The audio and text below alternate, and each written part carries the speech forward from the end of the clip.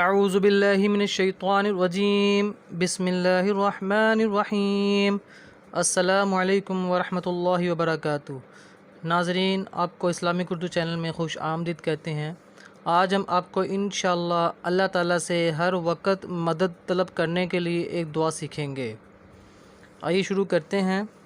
یا حیّ یا قیوم، یا حیّ یا قیوم برحمتک استغیث، برحمتک استغیث، اصلح لی شأنی کلہ ولا تکلنی شأنی کلہ ولا تکلنی الی نفسی طرفۃ عین، یا حی یا قیوم برحمتک استغیث اصلح لی شأنی کلہ ولا تکلنی الی نفسی طرفۃ عین۔ آپ یہ دعا صبح شام پڑھ سکتے ہیں۔ شکریہ۔